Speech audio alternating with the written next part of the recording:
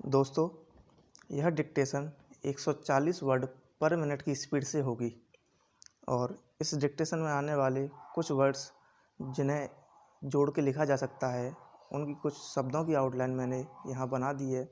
तो आप देख सकते हैं, जैसे पत्रकार सम्मेलन में तो पूरा एक साथ लिख देंगे। रक्षा मंत्रालय में राज्य मंत्री, ये भी एक साथ लिख दिया है। और की पूर्ति नहीं कर सकी, ये भी एक साथ लिखा जा सकता है। तो ऐसे कुछ शब्द हैं, उनको आप देख लीजिएगा। प्रैक्टिस करने के बाद फिर डिक्टेशन लिखिएगा। डिक्टेशन स्टार्ट करते हैं। एक पत्रकार सम्मेलन में संवाददाताओं के प्रश्नों का उत्तर देते हुए प्रधानमंत्री महोदय ने कहा कि इस देश को यदि आगे ले जाना है तो हमें पंचवर्षीय योजनाओं के द्वारा प्रगति करनी होगी। हमारी पहली पंचवर्षीय योजना, दूसरी पंचवर्षीय योजना, तीसरी पंचवर्षीय योजना तथा चौथी पंचवर्षीय योजना पूरी हो चुकी है और पांचवी पंचवर्षीय योजना का काम आरंभ हो चुका है। प्रथम पंचवर्षीय योजना एवं द्वितीय पंचवर्षीय योजनाओं के लक्ष्य प्राप्त कर लेने से हमारे देश में उद्योगों का जाल बिछाया जा सका। तृतीय पंचवर्षीय योजना के अंत तक इस देश में करोड़ों रुपयों का वह सामान तैयार होने लगा था जिसे हमें विदेशों से मंगाना पड़ता था। इसके साथ ही चतुर्थ पंचवर्षीय योजना के दौरान में देश की सुरक्षा के मामले में यह देश आत्मनिर्भरता प्राप्त कर सका। सम्मेलन में रक्षा मंत्रालय में राज्य मंत्री ने बताया कि हमारे नेट हवाई जहाज़ों ने विदेशों में बने हवाई जहाज़ों से कहीं अधिक सफलता प्राप्त की। उन्होंने यह भी बताया कि वित्त मंत्रालय ने देश की सुरक्षा के लिए धन की कमी को प्रगति के मार्ग में आड़े नहीं आने दिया, जिसके फलस्वरूप हमारे रक्षा सामग्री के उत्पादन करने वाले कारखानों में अधिक उत्पादन हो सका। पत्र प्रतिनिधियों से बातचीत करते हुए विधि मंत्री ने यह बताया कि देश में आम चुनाव निर्धारित समय में किए जाएंगे।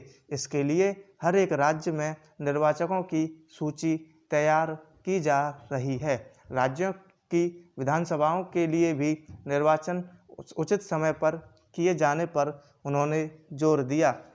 हमारे देश में निर्वाचक गण हर 10 वर्ष बाद बढ़ जाते हैं, इसलिए मतदाता सूचियों को अंतिम रूप दिया जाना जरूरी है।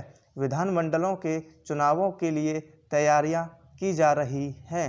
उन्होंने यह भी बताया कि देश के अनेक प्रांतों में संयुक्त विधायक दलों की सरकारें बनी, किंतु वे जनता की आकांक्षाओं की पूर्ति नहीं कर सकीं। किंतु फिर भी देश की जनता सर्वोपरि है, उसी का निर्णय अंतिम होता है। हमारे देश में निर्वाचन पद्धति जो भी बनाई गई है, उसके अनुसार देश में आम चुनाव अथवा मध्यावधि चुनावों के लिए प्रबंध करने का दायित्व मुख्य निर्वाचन आयुक्त का है, जो निर्वाचन आयोग का अध्यक्ष होता है। निर्वाचन आयोग में और भी सदस्य होते हैं जो कि देश के चुनावों के लिए जिम्मेदार होते हैं। कुछ विधायिका सभाओं के लिए अप्रत्यक्ष निर्वाचन पद्धति अपनाई गई है, जिनके लिए समय समय पर चुनाव होते हैं। शिक्षा उपमंत्री महोदय ने कहा कि हमने अपने देश में प्राइमरी शिक्षा को अनिवार्य रूप से लागू कर दिया है।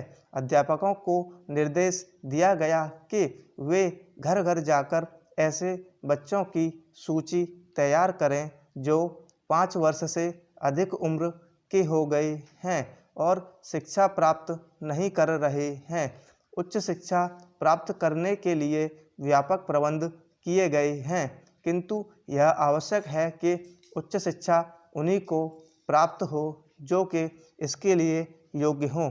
अतः 10वीं कक्षा पास करने के बाद विद्यार्थी अपनी रुचि के अनुसार व्यवसाय चुने। स्टॉप।